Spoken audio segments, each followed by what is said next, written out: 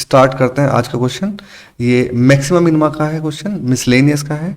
और देखिए क्वेश्चन क्या कह रहा है, show that the height of the cylinder. एक सिलेंडर जिसकी हाइट को आपको क्या शो करना है, is 2√3 time of are.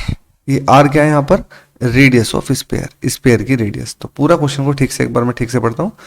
Show कीजिए the height of the cylinder of maximum volume. ये शो कीजिए कि जो सबसे बड़ा सिलेंडर है, that can be inscribe in sphere, जो एक स्पेयर में बना हुआ है। स्पेयर कैसा, ऑफ रेडियस आर, जिसकी रेडियस स्मॉल आर है। तो मैं यहां से यहां तक स्पेयर की रेडियस को लेट कर सकता हूं, ये स्पेयर की रेडियस है। इज 2/√3 इंटू आर, मतलब जो हाइट ऑफ सिलेंडर है। क्वेश्चन थोड़ा सिंपल है, समझने की कोशिश करें एक बार कि एक स्पेयर जो कि फिक्स है, स्पेयर मतलब आपने स्पेयर को फिक्स कर दिया है, आप इसमें कोई चेंजेस नहीं कर सकते हैं। ये स्पेयर, इसमें आप डिफरेंट डिफरेंट टाइप के सिलेंडर बनाइए। आप जब डिफरेंट डिफरेंट टाइप के इसमें सिलेंडर बनाएंगे तो वो कह रहे हैं कि जो सबसे लार्जेस्ट सिलेंडर होगा। अब देखिए सिलेंडर ऐसे भी बन सकता है, ऐसे भी बन सकता है, ऐसे डिफरेंट डिफरेंट टाइप के बन सकते हैं, छोटे बड़े और भी सिलेंडर बन सकता है। जैसे मैं ऐसे बनाने लग जाऊं यहाँ पर, तो इन सब सिलेंडर में कह रहे हैं जिसका वॉल्यूम सबसे ज्यादा होगा उसकी कुछ खास बातें होंगी। पहली खास बात होगी उसकी कि उसकी जो हाइट है वो 2/√3 time of radius of sphere होगी, यानी स्पेयर की जितनी रेडियस है ना उसकी 2/√3 टाइम। एंड ये भी होगा उसकी खास बात में।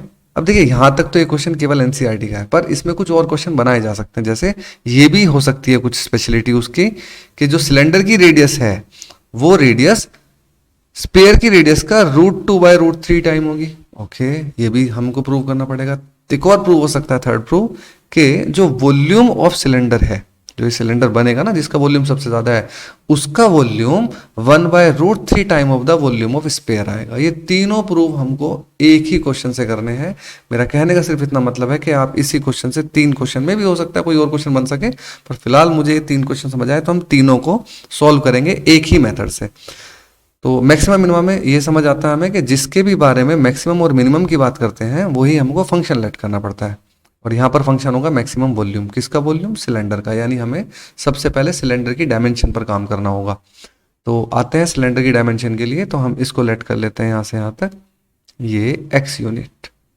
अगर यहाँ से यहाँ तक ये एक्स यूनिट शो कर रहा है तो ये ऊपर वाला पार्ट भी एक्स ही शो करेगा। ये सिमेट्रिक कर्व है, जैसा जितना ऊपर है उतना ही इस सेंटर से नीचे है। तो आपको हाइट ऑफ सिलेंडर मिल गई। इसका नाम डाल देते हैं ओ ए बी सी।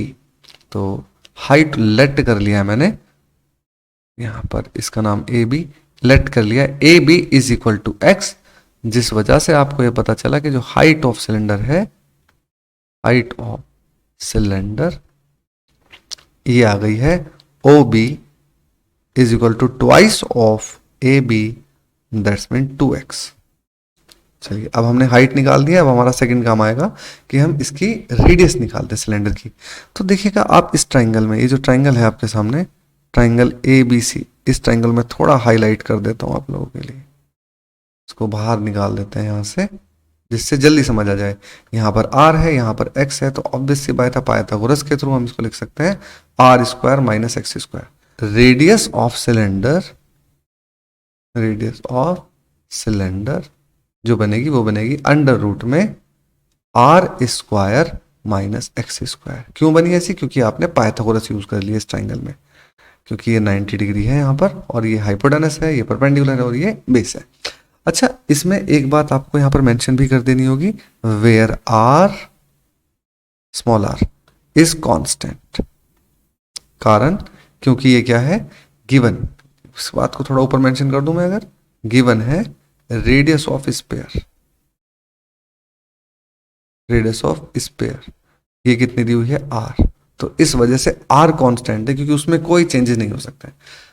अब क्योंकि हमारा फंक्शन जो बन रहा था, वो फंक्शन बन रहा था मैक्सिमम वॉल्यूम ऑफ सिलेंडर, और सिलेंडर का वॉल्यूम होता है pi into radius square into H, जिसके लिए मुझे रेडियस की भी रिक्वायरमेंट है और हाइट की भी, जो दोनों मेरे पास अब तक आ चुकी हैं।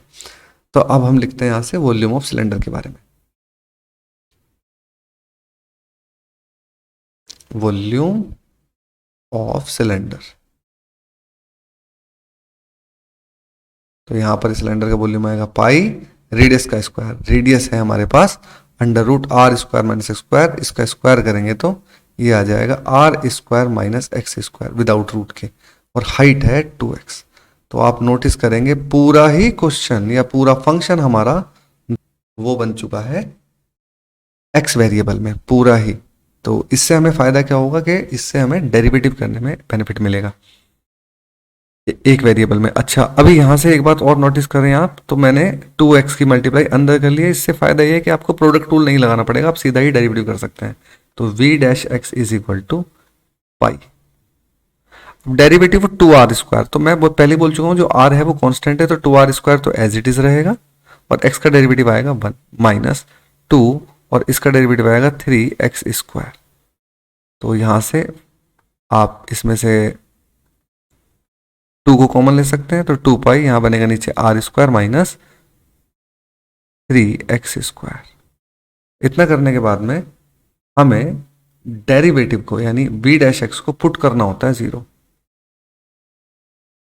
तो v डैश जब हम पुट करेंगे 0 तो इससे क्या होगा, 2 पाई तो 0 होगा नहीं क्योंकि कांस्टेंट है, तो r स्क्वायर की वैल्यू इज इक्वल टू आ जाएगी 3x स्क्वायर, जो हमें x की वैल्यू प्रोवाइड कराएगी r bye root 3।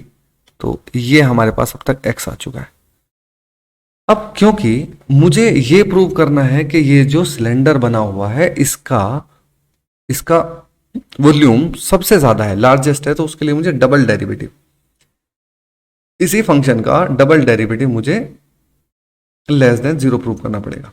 v double dash x आते हैं इस पर, तो यहां पर 2 पाई तो पहले ही लिखा है, r स्क्वायर कॉन्स्टेंट है 0 आएगा, माइनस का 6x आएगा, तो ये बना माइनस का 12 पाई x।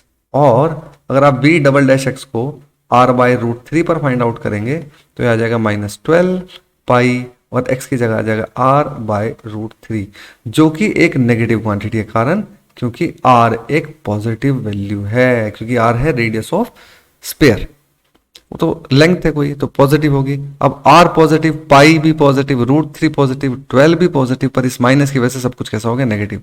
So we can say that the volume of the cylinder is maximum. अच्छा, अब हमने लार्जेस्ट प्रूव कर दिया, अब आते हैं और प्रूफ की तरफ, जिसमें कि हमारा सबसे पहला प्रूफ है कि मुझे हाइट ऑफ द सिलेंडर जो है मेरे को वो फाइंड करनी है, और वो आनी चाहिए 2 by root 3 time of the radius of the sphere. तो देखते हैं हाइट आई क्या थी हमारे पास में, 2x।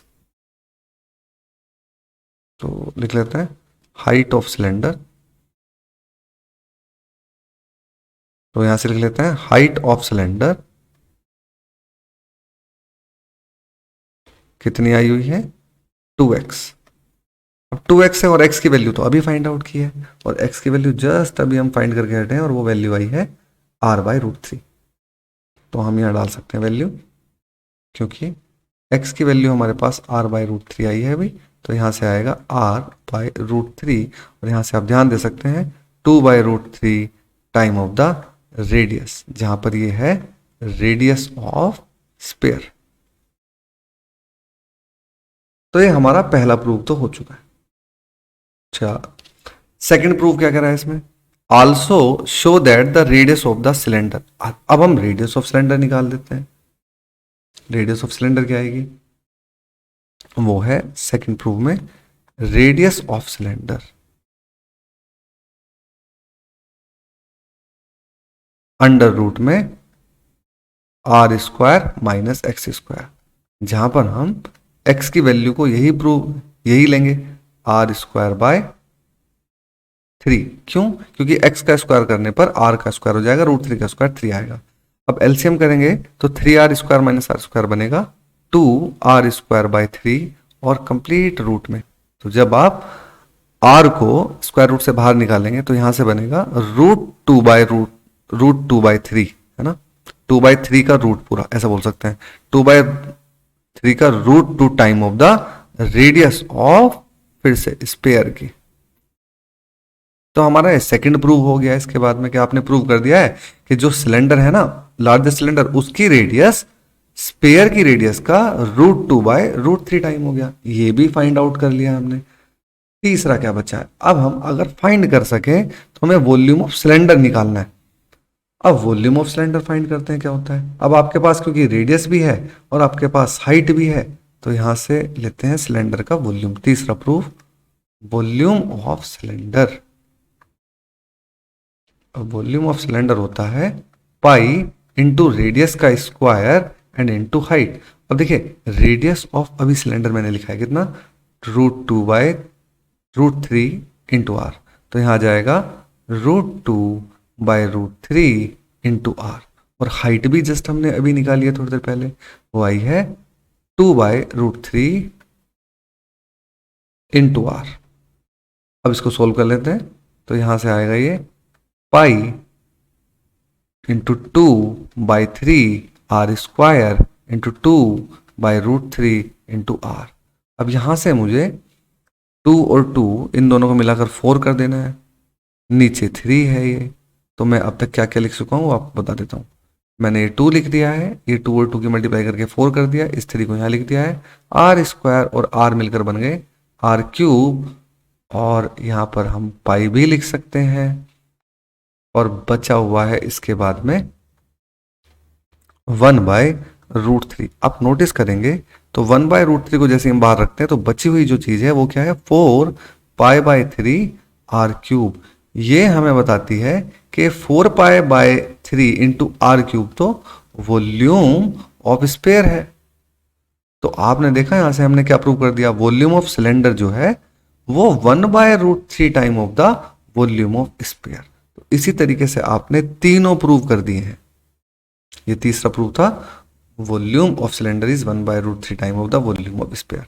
अब यहां से आपको 3 प्रूफ मिल गए और 3 क्वेश्चन मैंने इसी में समझा दिए आपको। ठीक है, ओके।